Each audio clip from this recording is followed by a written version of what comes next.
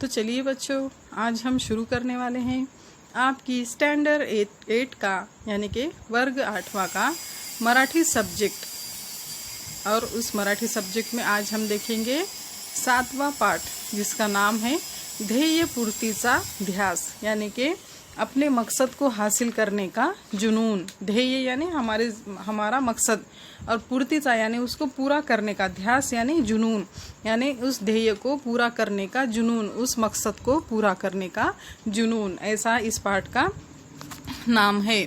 अब इस पाठ के लेखक के बारे में और इस पाठ के बारे में हम थोड़ी सी मालूमात हासिल करेंगे। लक्ष्मण लोंढे ये इस पाठ के लेखक है। इनके बारे में जान लेते हैं। चलिए फिर, प्रसिद्ध लेखक यानी कि बहुत ही फेमस ऐसे लेखक है। त्यांचे विविध विषयांवरील लेखन प्रसिद्ध आहे, यानी कि उनके अलग अलग सब्जेक्ट्स पर जो लिखा हुआ है वो बहुत ज़्यादा प्रसिद्ध है, फेमस है।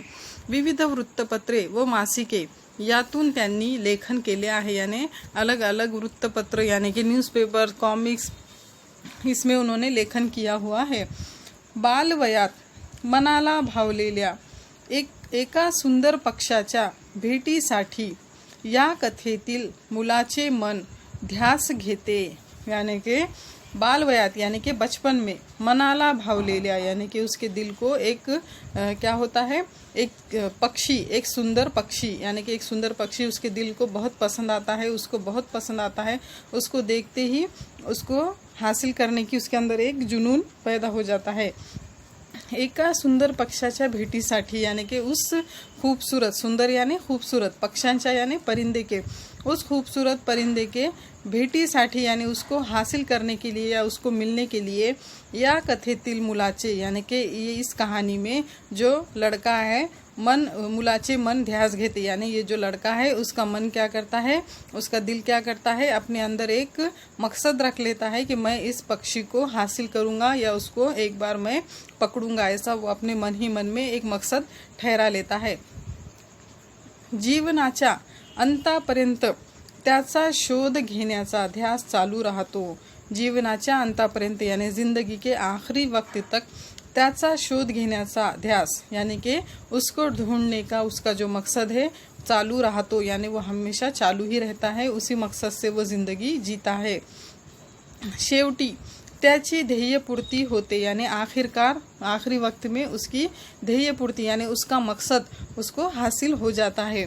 आणि त्याला समाधान मिलते, और उसको क्या हो जाता है, समाधान यानी कि सुकून मिल जाता है।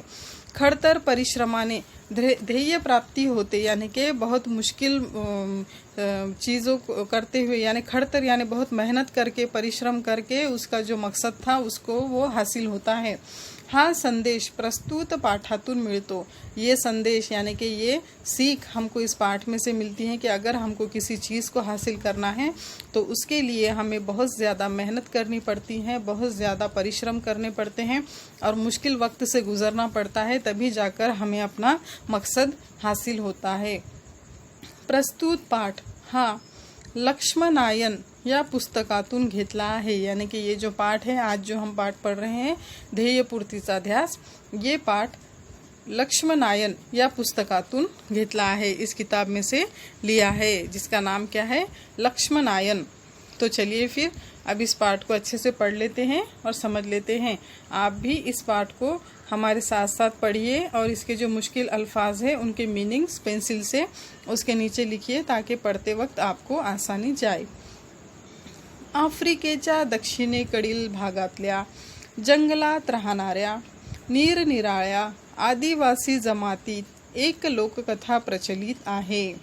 आफ्रिकेच्या यानी कि अफ्रीका जो एक देश है, अफ्रीकेच्या दक्षिणेकडील यानी अफ्रीका के दक्षिण दिशा की तरफ यानी साउथ की तरफ, भागातल्या जंगलात मतलब साउथ की जो जंगल है, अफ्रीका के साउथ की दिशा में जो जंगल है, वहाँ पर राहणाऱ्या निरनिराळ्या आदिवासी जमातीत यानी रहने वाले निरनिराळ्या यानी कि अलग अलग तरह तरह के आदिवासी जमातीत एक लोककथा प्रचलित है। आदिवासी जमात यानी कि आदिवासी लोगों का कबीला जो होता है, उसमें एक लोककथा प्रचलित है, यानी एक लोककथा यानी कि एक ऐसी कहानी है जो वहाँ पर हमेशा सुनाई जाती है, वो पीढ़ियों ना पीढ़ियों तक सबको बताई जाती है एक कहानी। तो वो कहानी कौन सी है, आज हम देखेंगे। ती एकच कथा थोड्या फार फरकानं सगळीकडे सांगितली जाते। और वो एक ही कहानी, कथा यानी कहानी थोड्या फार फरकाने यानी थोड़े बहुत फ़र्क से सगळीकडे सांगितली जाते, यानी हर तरफ बताई जाती है। मतलब जो अलग अलग आदिवासी जमात है या आदिवासी कुनबे है, उनके अंदर वो एक ही कहानी अलग अलग थोड़े बहुत फ़र्क से बताई जाती है। ती लोककथा त्या समाजाच्या जीवनाकडे पाहण्याच्या दृष्टिकोनावर चांगला प्रकाश टाकते। यानी कि वो जो लोककथा है वो उस समाज के यानी आदिवासी समाज के जीवनाकडे पाहण्याच्या यानी आदिवासी लोग अपने जीवन की तरफ, अपने ज़िंदगी की तरफ किस दृष्टिकोनावर चांगला प्रकाश टाकतो, यानी कि आदिवासी लोग अपनी ज़िंदगी को किस तरह से जीते हैं, किस दृष्टिकोण से यानी किस नज़रिए से जीते हैं, इस पर यहाँ पर क्या किया है, चांगला प्रकाश टाकते, यानी कि हमको अच्छे से समझ में आएगा या हमको समझाया जाएगा। आदिवासी जमातीतला एक 7-8 वर्षाचा मुलगा होता। अब यहाँ से कहानी शुरू हो रही है, जो आदिवासी जमात में बहुत मशहूर कहानी है और वो सबको बताई जाती है, सुनाई जाती है। ऐसी कहानी कौन सी है, अब यहाँ से हम सुनेंगे। आदिवासी जमातीतला यानी कि आदिवासी कुनबे में का या कबीले में का एक 7-8 वर्षाचा मुलगा होता। एक 7 या 8 साल का बच्चा था, लड़का था। त्याला एकदा तहान लागली, यानी कि उसको एकदा यानी एक बार, तहान यानी प्यास, लागली यानी लग गई, उसको एक बार प्यास लगी। तो जंगलातल्या एका डव्हाऱ्यावर गेला। अब आदिवासी लोग ज़्यादातर कहाँ पर रहते हैं, जंगलों में रहते हैं।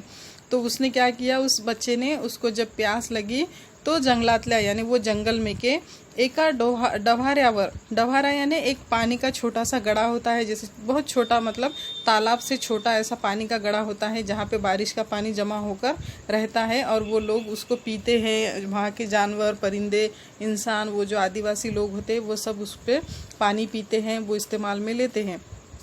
ऐसी जगह यानी छोटा सा तालाब, डव्हारा यानी छोटा सा तालाब। तो जंगलातल्या एका डव्हाऱ्यावर गेला, यानी कि वो जंगल में के एक छोटे से तालाब पर गया आणि ओंजळीनं पानी पीऊ लागला। और क्या करने लगा, ओंजळी ने यानी कि दोनों हाथ में ऐसे पकड़ के पानी पीने लगा। पानी पिता पिता त्याला त्या पाण्यात एक सुंदर पक्षाचं प्रतिबिंब पडलेलं दिसलं। पानी पीता पिता यानी कि पानी पीते पीते या पानी पीते वक्त उसको उस पानी में, त्या पाण्यात यानी उस पानी में एका सुंदर पक्षाचं यानी एक बहुत ही खूबसूरत परिंदे का प्रतिबिंब पड़लेलं दिसले, यानी कि उसमें उसकी परछाई दिखी। पानी में हम देखते हैं जब भी अगर पानी एकदम से साफ से ठहरा हुआ है तो हम अगर उसके अंदर झांके तो हम खुद को भी देख सकते हैं, यानी आईने की तरह पानी में हमारी परछाई दिखाई देती है, हमारी शक्ल दिखाई देती हैं। उसी तरह से पानी में उस खूबसूरत पक्षी की, उस परिंदे का प्रतिबिंब यानी उसका चेहरा उसके अंदर उसको दिखाई दिया। लालसर चोच यानी कि लाल चोंच, लाल लाल कलर की चोंच। नीली मोरपंखी पिस यानी कि नीली यानी नीले कलर की, मोरपंखी यानी मोर पंख जिस तरह से होते हैं उस तरह से उसके पंख थे। आणि पोपटी पोट असलेला तो अगदी छोटा चिमनी ओढ़ा पक्षी होता है, यानी वो पक्षी का यहाँ पे वर्णन किया गया है कि पक्षी का कैसा कलर था, कैसा पक्षी था, वो यहाँ पर हमको बताया गया है। लालसर चोंच यानी कि उसकी लाल चोंच थी। नीली मोरपंखी पिस यानी कि नीली और मोरपंख कलर की उसके पंख थे। आनी पोपटी पोट, पोपटी यानी कि पोपटी कलर का उसका पेट था। तो अगदी छोटा चिमनी ओढ़ा पक्षी होता, वो क्या था, अगदी छोटा यानी बहुत छोटा, चिमनी ओढ़ा यानी चिड़िया के उतना पक्षी होता, परिंदा था, चिड़िया जितना ही वो छोटा सा परिंदा था।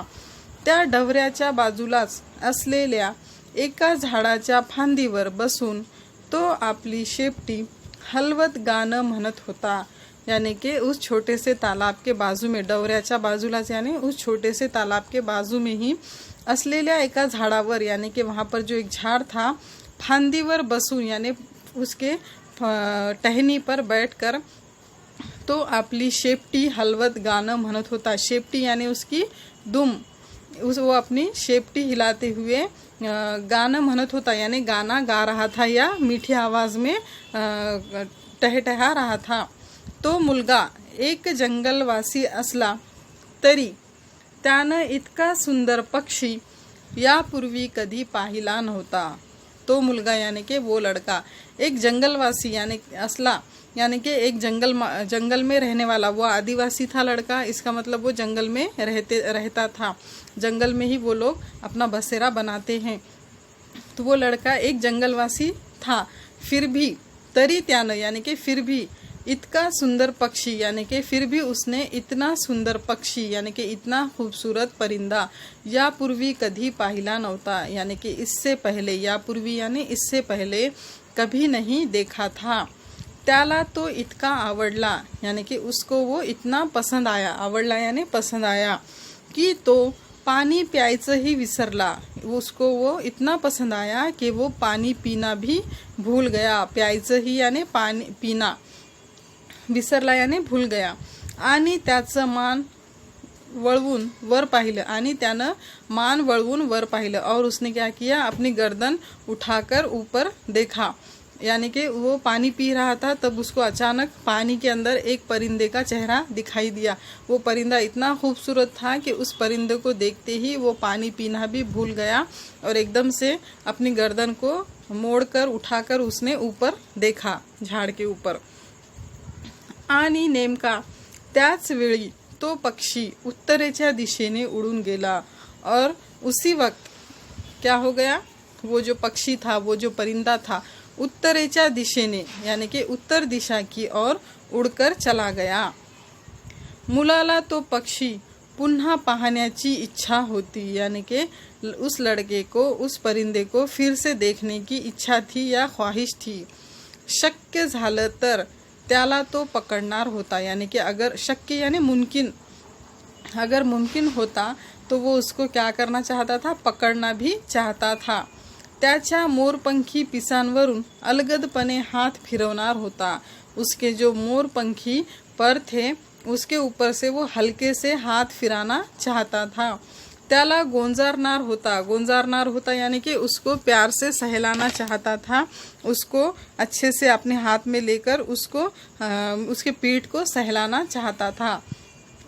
तो पक्षी ज्या दिशेने उडाला त्या दिशेने मुलानं चालायला सुरुवात केली, यानी कि जब वो पक्षी उत्तर दिशा की ओर उड़ गया, तब उस पक्षी के पीछे पीछे वो छोटा सा बच्चा भी, जो 7-8 साल का था, वो बच्चा भी उत्तर दिशा की ओर चलने के लिए शुरू हो गया, यानी चलना शुरू कर दिया उसने, क्योंकि अब उसने एक मकसद तय कर लिया था कि अब मुझे इस परिंदे को पकड़ना है, और उसको पकड़ के अब प्यार से सहलाना है, और उसके जो पंख है, नीले मोरपंखी पंख है, उनके ऊपर मुझे हाथ फेरना है, और उसको एक बार प्यार से मेरे पास लेना है। इसलिए क्या हो गया, जिस दिशा में वो पंछी उड़ा, जिस तरफ वो परिंदा उड़ने लगा उत्तर दिशा की ओर, उस बच्चे ने भी चलना शुरू किया।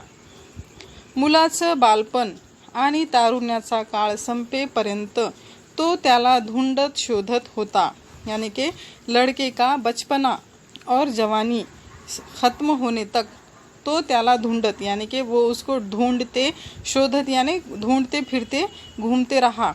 दरवेळी पुढील गावातले लोग त्या पक्षाला पाहिल्याचं सांगायचे, यानी कि वो क्या करता था, उस परिंदे को ढूंढने के लिए हर गांव में फिरता था, जंगल में फिरता था।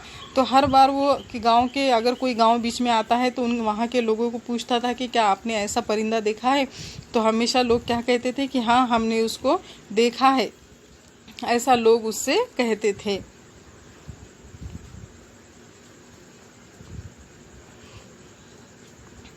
आणि उत्तरेकडे पुढे उड़ून गेल्याचंही सांगायचे, यानी जब वो लोगों से पूछता था कि क्या आपने ऐसा परिंदा उड़ते हुआ देखा है, तो लोग उससे कहते थे कि हाँ, हमने देखा है, और कहते थे कि हमने उसे किस तरफ जाते देखा है, उत्तरेकडे यानी उत्तर दिशा की ओर हमने उसको उड़ते हुए जाते हुए देखा। मुलाचं वय वाढत जात, परंतु मुलाचा शोध चालूच राहतो, यानी कि उस बच्चे की उम्र दिन पर दिन बढ़ती जा रही थी, पर मुलाचा शोध चालूच राहतो, यानी कि बच्चे का जो शोध है, एक जो उसको ढूंढने की कोशिश है, वो हमेशा शुरू ही रहती है। कारण तो शोध सौंदर्य आणि स्वप्नपूर्तीचा होता, क्योंकि वो जो शोध था, वो जो उसकी छानबीन थी, वो किसकी थी? उसके खूबसूरती की थी और उसके ख्वाबों को पूरा करने की थी। उसके दिल में जो खूबसूरती बैठ गई थी उस परिंदे की, उस खूबसूरती को एक बार देखने की और उसके ख्वाबों को पूरा करने की, वो क्या था? शोध था, यानी कि वो जुनून था।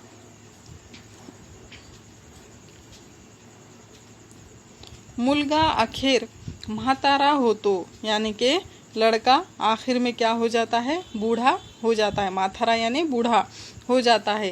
तेव्हा किलीमांजरो पर्वतराजीच्या पायथ्याशी येतो, यानी कि फिर वो जब बूढ़ा हो जाता है तब वो क्या करता है? किलीमांजारो एक पहाड़ का नाम है, एक पर्वत का नाम है। तब उस पर्वत के पायथ्य से, यानी कि उस पर्वत के पास वो आता है। पर्वताच्या पायथ्यापासच्या गावातले लोग त्याला सांगतात, यानी पर्वत के आजूबाजू में जो गांव है वहाँ के लोग उससे कहते हैं। पर्वताच्या यानी कि पहाड़ के, पायथ्यापासच्या यानी उसके आसपास के, पहाड़ के आसपास जो नीचे गांव थे, गावातले लोग यानी कि गांव में के लोग त्याला सांगतात, यानी उससे कहते हैं की पक्षी नक्की पर्वताच्या उंच शिखराच्या दिशेने गेलेला आहे। कि वो पक्षी, वो वहाँ पे पूछता है कि क्या आपने ऐसा पक्षी देखा है? उस पर्वत के नीचे जो गांव है वहाँ के लोग कहते हैं कि ऐसा पक्षी नक्की, यानी कि नक्की ही, यकीनन पर्वताच्या उंच शिखरावर, यानी इस पहाड़ का जो ऊंचा शिखर है उस शिखर के दिशा से गया हुआ है। तिकडेच तो म्हणे त्याचं घरटं करतो, यानी कि उस पर्वत के ऊपर ही वो क्या करता है? घरटं यानी कि अपना घोंसला बनाता है। वृद्ध झालेला मुलगा मोठ्या कष्टानं एक एक पाऊल टाकीत पर्वत चढू लागतो। वृद्ध यानी बूढ़ा, झालेला मुलगा यानी बूढ़ा हो गए वाला लड़का मोठ्या कष्टाने यानी कि बहुत ही मेहनत करके, बहुत ही मुश्किल से एक एक पाऊल टाकीत, एक एक पैर डालते हुए पर्वत चढ़ू लागतो, यानी कि पहाड़ चढ़ने लगता है। अब वो क्या हो गया था? वो बच्चा जो 7-8 साल का बच्चा था, उस पंछी को ढूंढते ढूंढते क्या हो गया? बूढ़ा हो गया, लेकिन उसे वो परिंदा नहीं मिला। तो आखिर में ये लोगों ने कहा कि इस पहाड़ के ऊपर वो परिंदा हो सकता है, लेकिन अब वो क्या हो गया था? बूढ़ा हो गया था, कमज़ोर हो गया था, तो अब उसको वो पहाड़ चलना बहुत मुश्किल जा रहा था। फिर भी अपने मकसद को हासिल करने के लिए उस पहाड़ को वो चढ़ने लग गया, धीरे धीरे से उसके ऊपर चढ़ने लग गया। अखेर पर्वताची सर्वात उंच बर्फानं झाकलेली शिखर येतात। या आखिर में क्या होता है? उस पर्वत की, उस पहाड़ की सर्वात उंच यानी सबसे ऊंची, बर्फाने झाकलेली शिखर यानी बर्फ से ढकी हुई जो उसके शिखर है, ती ही तो मोठ्या कष्टाने चढ़तो। वो भी क्या करता है? वो बड़ी मेहनत से चढ़ता है। जो पर्वत का ऊपरी, सबसे ऊपरी हिस्सा है जो बर्फ़ों से ढका हुआ है, वो भी बहुत मेहनत से चढ़ता है उस परिंदे को देखने के लिए। पण तरीही त्याला तो पक्षी दिसत नहीं, पर फिर भी उसको वो पक्षी, वो परिंदा वहाँ पर नहीं दिखता है। आता तो पार थकलेला असतो, यानी कि अब वो क्या हो गया? बहुत ज़्यादा थक गया। आता आणखी शोध घ्यायचं त्राण त्याच्या शरीरात राहिलं नसतं, यानी कि अब आता आणखी यानी कि अब और ज़्यादा, शोध यानी उसको ढूंढने का, त्राण त्याच्या शरीरात राहिलेलं नसतं, यानी कि त्राण यानी कि ताकत, उसके अंदर अब इतनी ताकत नहीं रही कि अब उसका जिस्म जो है कमज़ोर हो गया था, तो अब उसके जिस्म में इतनी ताकत नहीं रही कि अब वो उस पक्षी को और कहीं पे ढूंढ सके। अब वो बूढ़ा हो गया था। उसके बाद क्या होता है? थकला भागलेला श्रांत झालेला,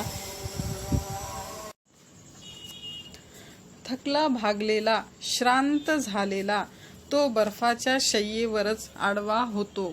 थकला भागलेला यानी बहुत थक गया था और बहुत वो मतलब कमज़ोर हो गया था, इसलिए श्रांत झालेला यानी कि खामोश होकर, एकदम वो शांत होकर, बर्फाच्या शय्येवरच यानी कि बर्फ़ की जो एक चादर बनी हुई थी वहाँ पर आड़वा होतो, यानी उसके ऊपर ही वो क्या हो जाता है? आड़वा होतो, यानी कि सो जाता है, आड़ा हो जाता है, यानी बर्फ़ की जो एक चादर बनी हुई थी उसके ऊपर वो लेट जाता है।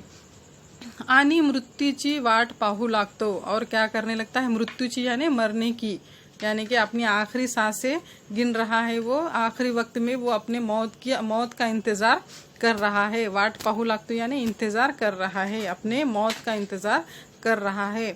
एक मूल म्हणून सुरू केलेल्या आपल्या जीवनाचा पट प्रत्यक्ष मृत्यू येण्यापूर्वीच त्याच्या समोर पुन्हा एकदा उलगडतो।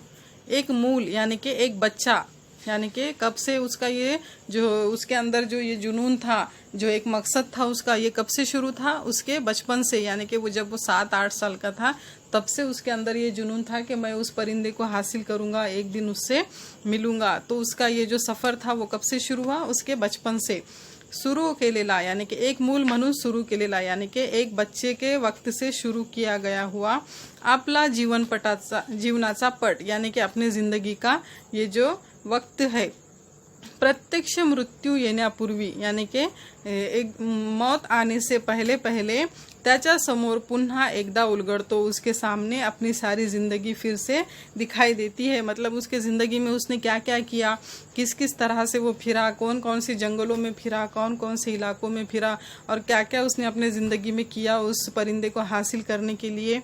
तो वो सब उसके ज़िंदगी का जो एक पिक्चर था, वो पिक्चर उसके आँखों के सामने मरते वक्त क्या हो रहा था, आ रहा था, उसको दिखाई दे रहा था।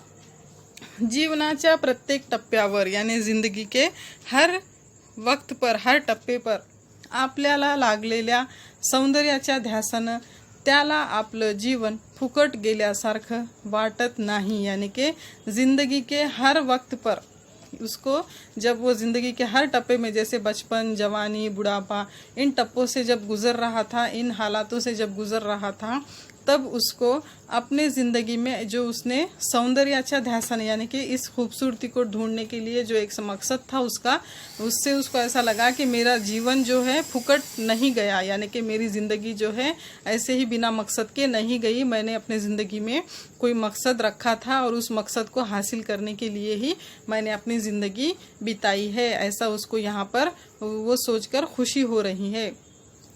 उलट ते आपण साफल्यानंच जगलो, यानी कि मेरी जो ज़िंदगी है मैंने वो खाली नहीं, ज़ाया नहीं की है, मैंने वो अच्छे से जी है, याचं त्याला समाधान वाटतं। यानी इसका उसको क्या होता है? समाधान, यानी खुशी होती है। मरते वक्त उसको ऐसा महसूस होता है कि मैंने मेरी ज़िंदगी का जो मकसद था वो हासिल करने के लिए अपनी ज़िंदगी अच्छे से गुजारी है, और उस मकसद को हासिल करने के लिए बहुत सारी कोशिशें की है। तो मैंने अपनी ज़िंदगी खाली ज़ाया नहीं की है, मैंने अपनी ज़िंदगी का कोई तो भी मकसद रखा था, ऐसा उसको सोचकर खुशी हो रही है। अखेर रिकाम्या आभाळाकडे, यानी कि आखिरकार खाली आसमान की तरफ पाहत जेव्हा तो डोळे मिटतो, यानी कि खाली आसमान की तरफ देखते हुए जब वो आंखें बंद करता है, मिटतो यानी बंद करता है, तेव्हा अलगदपणे, तब अचानक से एकदम अलगदपणे एक पीस त्याच्या उतान्या हातावर येऊन पड़तो। यानी कि एक परिंदे का पंख, जो पर होते हैं परिंदे के, वो पर त्याच्या उतान्या हाथावर, यानी उतान्या हाथावर यानी हथेली पर, सीधे हथेली पर एकदम, मतलब अपनी जब हथेली हम ऐसा हाथ सीधा रखेंगे तो हथेली जब आसमान की तरफ ऊपर होती है, उस तरह से उतान्या हाथावर येऊन पड़ता, यानी कि उसके हथेली पर क्या होता है, जब वो मरते वक्त आसमान की तरफ देखकर अपनी आंखें बंद करता है तो एक पीस यानी पर, परिंदे का पर उसके हाथ पर आकर गिरता है। ते त्या पक्षाचं पीस असतं, यानी कि अब क्या है, वो उस परिंदे का, जिस परिंदे को वो अपनी पूरी ज़िंदगी भर ढूंढ रहा था, जिस परिंदे को वो हासिल करना चाहता था, उससे अपने हाथों में लेकर उसके परों पे से हाथ फिराना चाहता था, वो पर जो था उसी परिंदे का था। ते पीस जणू त्याला झालेल्या सौंदर्याचा साक्षात्कार असतो। वो पर जो है, जाने उस ऐसा लग रहा था कि उसको एक ज़िंदगी का साक्षात्कार हो गया, उस सौंदर्य का, यानी उस खूबसूरती का उसको अनुभव आ रहा था कि जैसे मैं उस परिंदे को ही अपने हाथ में पकड़ा हुआ हूँ, ऐसा उस पर को पकड़ने के बाद, उस पीस को पकड़ने के बाद उसको लग रहा था। त्या पिसाच्या स्पर्शाने, यानी कि उस पर के, उसको जब वो हाथ लगा रहा था, उस पर को, उस परिंदे के पर को जब वो हाथों से छू रहा था, त्याच्या चेहऱ्यावर हास्य फुलतं, उसके चेहरे पर क्या आ गया, एक हंसी, एक मुस्कान आ गई। आणि तशा हसऱ्या चेहऱ्यानंच और उसी हंसते हुए चेहरे से तो या जगाचा अखेरचा निरोप घेतो। और वो क्या करता है, इस दुनिया का निरोप घेतो यानी कि इस दुनिया को अलविदा कहता है, यानी कि अब उसको मौत आ जाती है। आखिर में वो उस परिंदे का पर उसके हाथ में आ ही जाता है और वो खुशी खुशी इस दुनिया से रुखसत हो जाता है।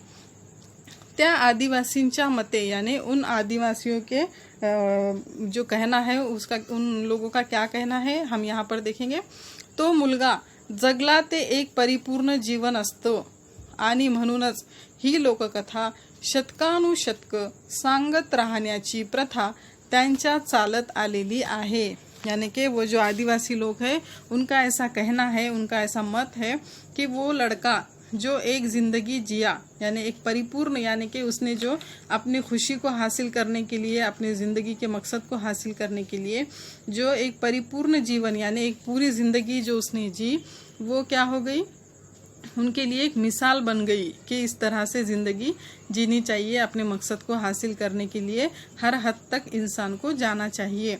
ये जो लोक कथा है वो वहाँ पर, यानी कि ये जो कहानी है वो वहाँ पर शतकानुशतक यानी कि हज़ारों सालों से सांगत राहण्याची यानी कि कहते रहने की, एक पीढ़ी से दूसरे पीढ़ी में उसे सुनाने की प्रथा यानी कि एक जो परंपरा है, प्रथा है, त्यांच्या चालत आलेली आहे, उनके पास चलती हुई आई है। यानी कि वो लोग हमेशा अपने बूढ़े क्या करते हैं, अपने बच्चों को, फिर उनके बच्चे उनके बच्चों को, ऐसी वो कहानी पीढ़ी दर पीढ़ी सुनाते रहते हैं और कहते हैं कि इस तरह से हमें भी अपनी ज़िंदगी का मकसद हासिल करना चाहिए।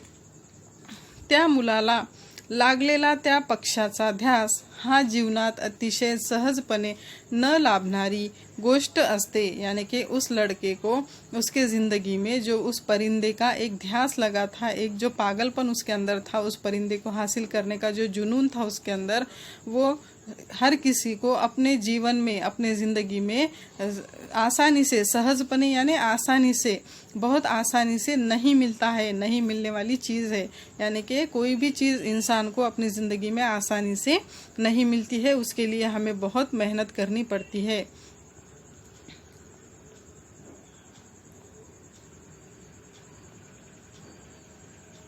आपल्याला असं काहीतरी आपोआप मिळेल असं समझू नये, यानी कि हमको कोई भी चीज़ ऐसे ही आपोआप अपने आप आसानी से मिल जाएगी ऐसा कभी नहीं समझना चाहिए।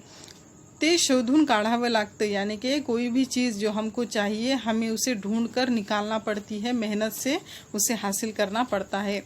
हे आपल्या जीवनाचं श्रेय असतं, यानी कि ये अपने ज़िंदगी का क्या है, श्रेय है, यानी कि हमारे ज़िंदगी का ये मकसद है और यही हमारे ज़िंदगी का फल है।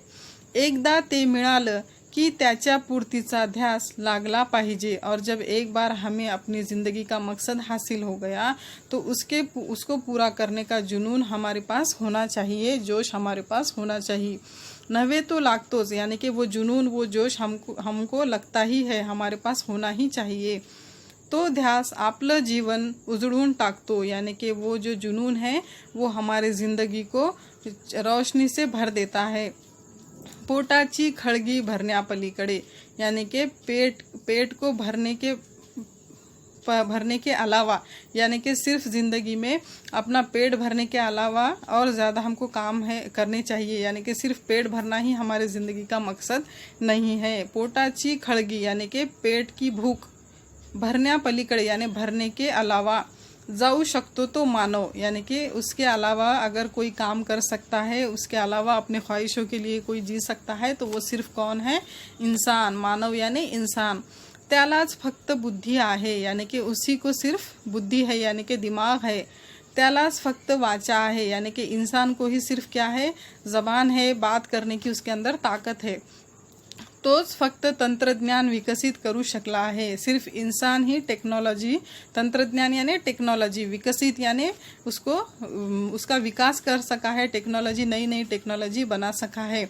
यानी कि इस दुनिया में हम देखते हैं कि अलग अलग तरह तरह के जीव जंतु, पक्षी, परिंदे, जानवर, हर कोई है, लेकिन इंसान ने ही अपने ज़िंदगी में तरक्की हासिल की है, क्योंकि इंसान के पास क्या है, एक बुद्धि है, यानी दिमाग है। उस दिमाग की वजह से इंसान ने क्या किया, अपनी ज़िंदगी में तरक्की हासिल की है।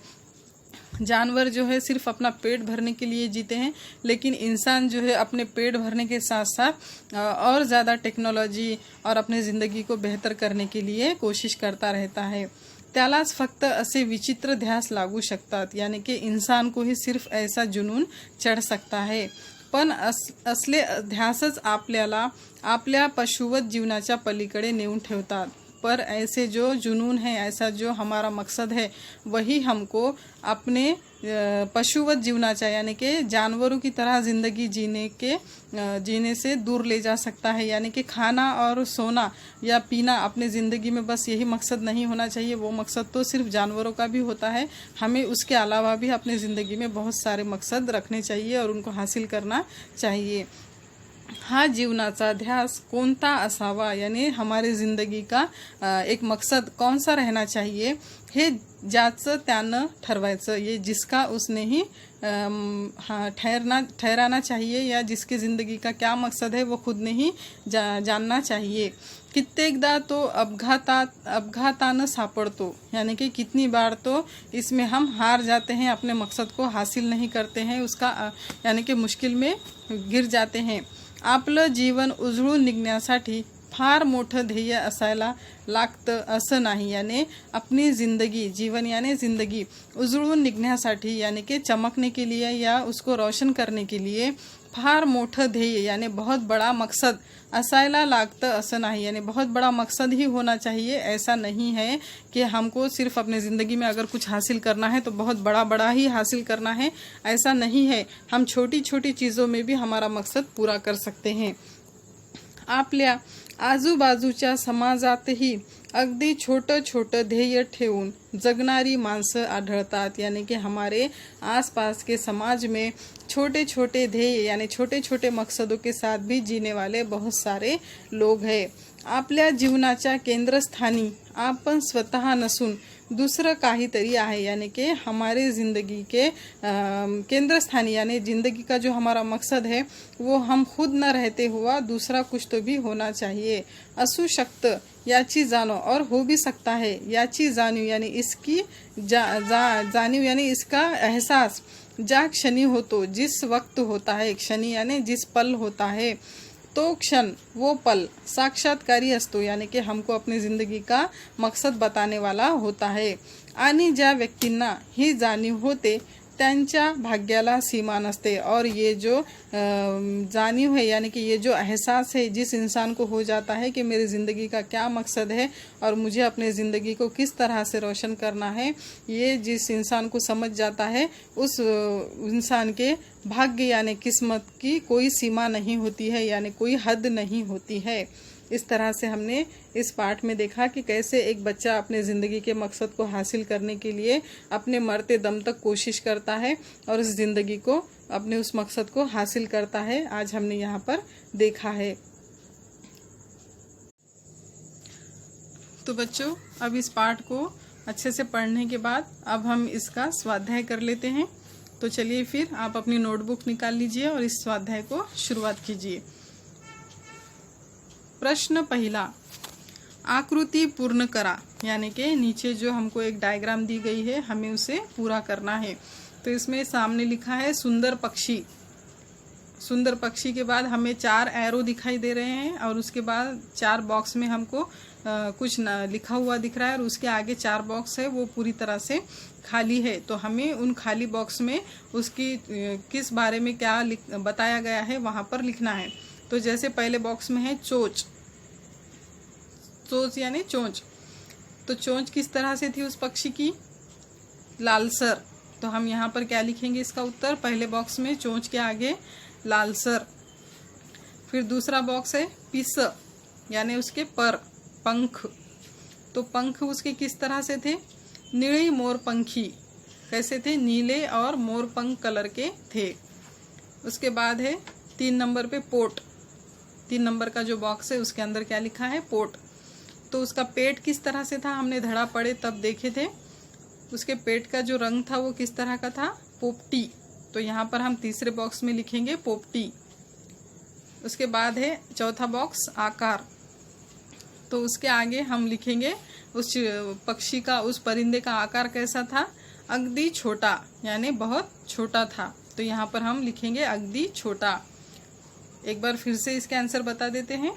पहले बॉक्स में हम लिखेंगे चोंच के आगे लालसर, दूसरा बॉक्स है पिस, उसके आगे लिखेंगे नीली मोरपंखी, तीसरा बॉक्स में है पोट, पोट के आगे लिखेंगे हम पोपटी, और चौथा बॉक्स है आकार, उसके आगे लिखेंगे अगदी छोटा।